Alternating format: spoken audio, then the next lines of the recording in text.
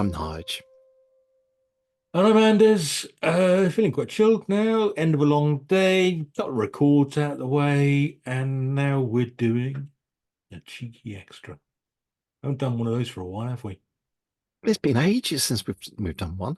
Yeah. Uh, it's it's my favorite thing to record.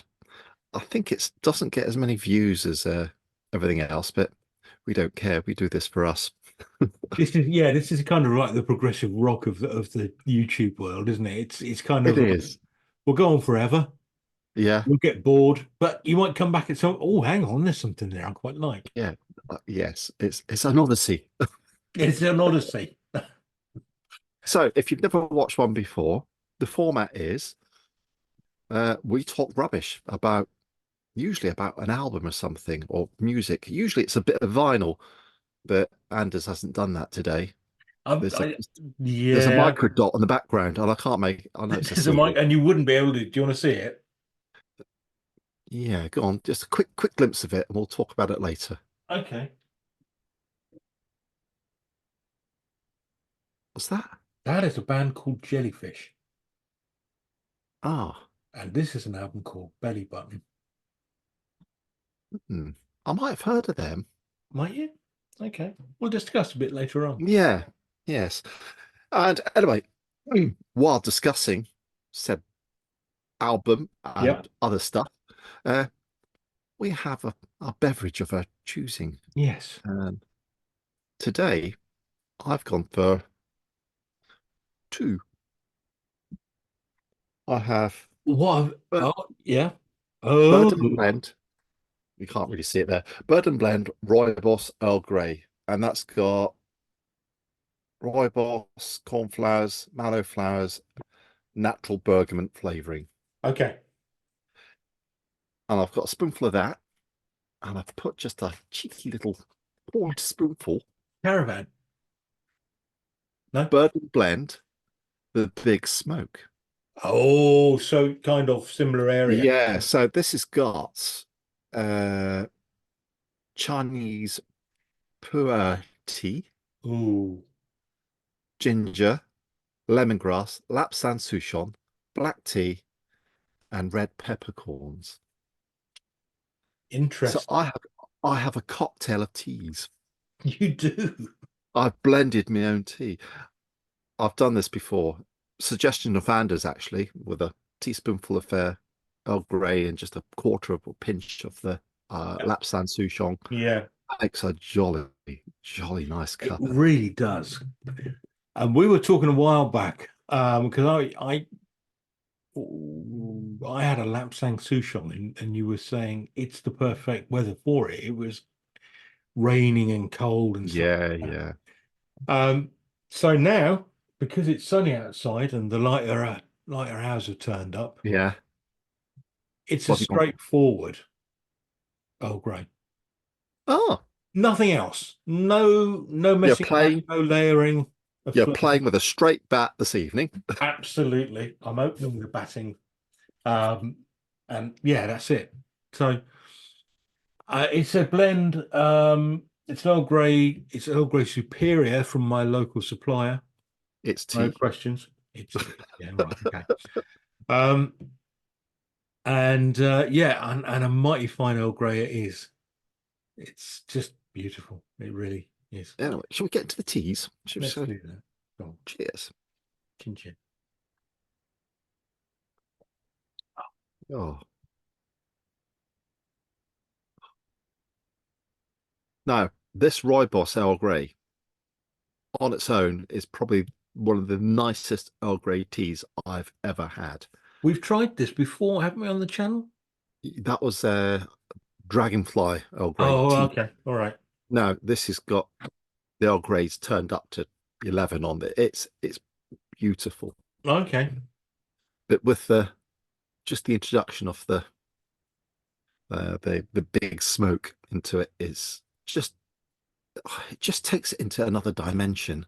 You Okay. got you got a smoky Earl Grey. It's just I yeah, obviously you've got I mean, the Lapsang Souchong I had gives it that smokiness, but obviously you've got a whole load of other stuff going on yeah. as well. I must say that all the other bits are so far down in the mix because I've had both individually. Uh, the lap sang really does punch through everything. Yeah, it does. You've got to be very careful with that addition. You can go too far and just end up with that's too Oh, short. that is so nice. Anyway, what's your one? You enjoy? I've had that one before. I think you've served me that when I've been down. Yeah, I think I know I've had this on the channel before, I think. Yeah, Possibly with just a little bit of lapsang added. But yeah. no, this is pure and simple. This is just a great Earl Grey. Okay, let's get on to, was it jellyfish or jelly? Jellyfish. Jellyfish. Yes. Jellyfish. What to start with, what genre of music would you place them in? They are kind of well, let me tell you that they come from San Francisco, or as Right. San Fran, as some of us call it. Ah, Um, Power pop, kind of power. power pop, psychedelic pop in some places they might call it as well. Okay. Um, two albums, and that was it. Right. Um, they're led by a guy, Andy Sturmer, I believe. And Right. if I remember correctly, he was singer stroke drummer and used to stand while playing drums. Oh, how cool's that? Yeah, absolutely. Um, so this is the first album. We're talking 1989. I thought it was mid 90s. That's how old I feel now. Wow. When you said power rock, the thing that came to mind was Jesus Jones. Remember that band? Oh, yes, yes, yes. Is it sort of similar genre? No, No. no, Oh, because Jesus Jones are quite angular. They're quite yeah. This is when I said I meant power pop. It's power pop, psychedelic pop. I okay. would say. Um, Annoyingly, there's no linear list. I have to go Oh, around. It's not like that. I have to go around in the circle to read what's on there. okay. Well, fire right. Okay. Let's get through the track So listing. the first track, and I think the track that they were probably most known for is, oh no, it's not. The Man I Used to Be. That is why. The King is Half Undressed was the big single from that. Yeah. I Want to Stay Home, and She Still Loves Him. Oh, All I Want Is Everything. All I Want Is Everything is a beautiful song. Now She Knows She's Wrong. Bed Spring Kiss. Baby's Coming Back, and Calling Sarah. No, I've not heard any of those. No. I just an absolute gem of a band, and I urge you, I think you would like them. I would urge you to try that. Or Spilt Milk, which is the album that came after it, which I have only well, I downloaded basically. Okay. Well, I'll get a Spotify and give them a whirl. Do it's well worth it. Yeah, absolutely. So, what led you to purchasing the CD? Well, I mean, I bought Jellyfish Bellybutton when it first came out back in Oh, 89, right. 90 Wow. after seeing them on telly. God, Um, that's back in the days when we played in a band together, Anders. it was, yeah, Wow. it was, wasn't it? Jeez. God, that dates it all. Hmm. Ooh. That makes me feel even older now. Um, yeah, yeah. Big shout out to Mr. Mojo and the Cosmic Beadmen. Yeah. And Solubus. And Solubus as well. Was that 89 would have been Solubus, wouldn't it? Yeah. 80, Would it? no, Solubus was 1991. Or was it? Oh, well remembered. Yeah. Yeah. Then it was, I think Mr. Mojo was 87, 88. The Yes. version with Well, you in it, that was before you before I went. left, Yeah. Yeah. before I went solo. Yeah. Yeah. So there we go. Yes. Um, and for some reason I never bought the follow-up album, Spilt Milk. I don't know why, I never did. All right. And I only discovered it a couple of years ago. I went back and You did listened. have a very eclectic taste of music back then because you like Marillion, you like your prog, No, I love your prog. and you like your Guns N' Roses, your your Iron Maiden, Oh yeah. uh, and then you liked It Bites and Well, stuff like that. it bites were a little bit proggy, Yeah, but although you wouldn't know it they're more from the singles. more poppy than proggy, I'd say. Yeah.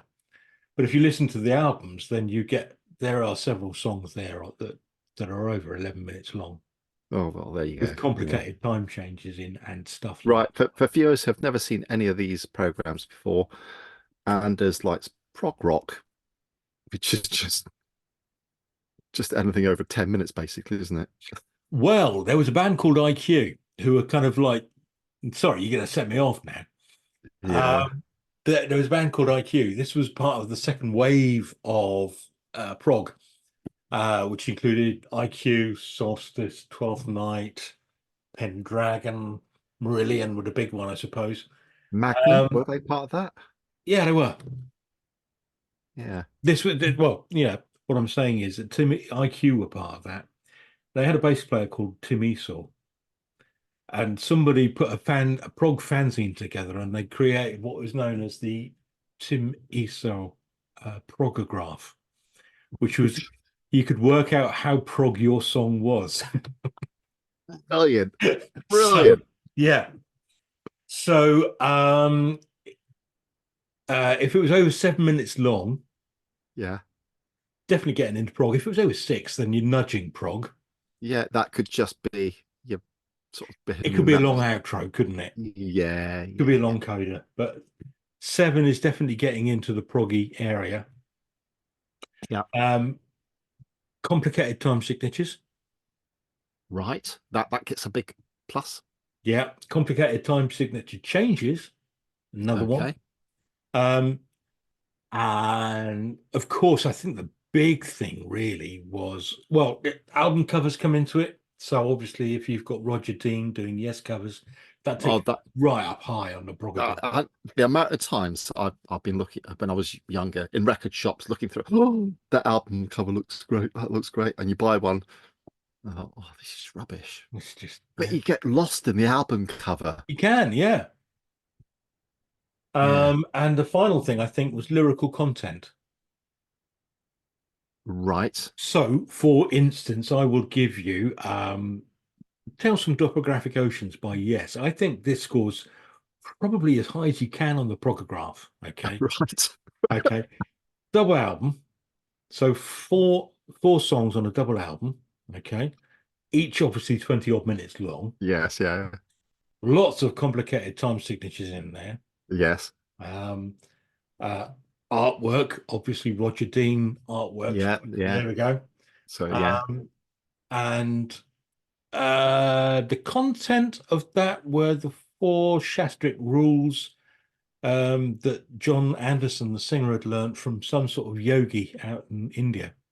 So it's one song per One aspect. song, yeah, four songs, double album about the four Shastric rules that John Anderson found out about.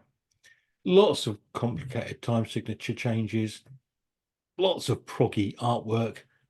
I mean, it's not when you go to the Oh, fairground and you get a hammer and try and ring the bell. Bing! straight up That's the top. Yeah. Tales from Yeah. Topographic I Oceans. can't think of anything worse than that album, actually. Well, I'm going to listen to it as soon as we finish, I've decided. Oh, but It's, just going through that, yeah. and I was spending some War Pigs, Black Sabbath. Hmm. That's quite a long song. I don't know, is it 7 minutes? I think Right, let's have a quick look and see what it's good. Because, because I know it's got time. There's bits of it in 11/12 because the natural right, pauses and things okay, anyway, that's and it interesting. does switch between time signatures. Okay. So that gets Oh, two. this is It interesting fall then. it falls down on it wasn't a very good album cover for that album at all. So that's only two out of the three. Lyrically, is it a bit too hard hitting because it's quite political, isn't it? I think no. I think when we're talking about lyrical content, I think if you're veering away from "I love you" and or "I miss you," then you're starting to get somewhere. And the fact that it's political adds a little bit to it. Okay. So there's a little bit of progginess about See, it. yeah, yeah, but I'm not comfortable with Black Sabbath being a prog band. Well, yeah. Um, but there's also an attitude, I think. I don't know if this was part of Tim Eastwell's progograph, Right. which he knew nothing about, I'm sure. Yeah, yeah. Um, Well, it's but become the industry standard now by the sounds of it. yeah, as far as I'm concerned, in a group of one, it is considered the industry standard. Yes. Um, Attitude, I think, has an awful lot to do with it as well. So the fact that John Anderson was wandering around the stage with, Living the small whole harp, thing. a whole small harp, and then clapping hands like that, as opposed to a drug-fueled Osborne wandering backwards and forwards on the stage there, Yeah, yeah. So that moves it here's, away from prog. I think the prog, they've got to be fully immersed into their art and believing everything that they're Let me say, I don't think it is prog. I think it nudges. It's on the outskirts of prog. what is. War Pigs. Yeah, I think it's just too well, it's got a tune to start with, so that's not prog. It's sorry, Anders. Right. You can Okay. sing along to it. That's not prog then. Yeah, I was going to sing some topographic oceans. I won't do. no, because There you was can't quite get the time signature with the I remember there was some. I forget which Radio 4 program it was. Some sketch show on Radio 4, about Radio 3 and how they played the full ring cycle, which was all four Wagner operas, which lasts right. about 17 hours or so. Yeah. And jokingly, Radio 3 had played it from start to finish. And then at the end went, I do believe that somebody was missed a little bit of that. We're going to play the whole thing again. And that's what I'm going. Next time you come down, I'm going to force you to listen to all four sides of topographic oceans. I'm never coming down again. um, No. Anyway, how's your tea doing? my tea's gone down beautifully. It's all gone near enough. Yours? Just finished. That was gorgeous. Brilliant. Okay. Well, we'll draw There's this to a close then in that case. yes, this madness. But let me put a full stop on this and urge anybody who's got any sense of right to go and check out Jellyfish Bellybutton or Jellyfish Spilt Milk. Absolute top-notch albums. Criminally overlooked. Thank you. I've had my say. Goodbye. Bye.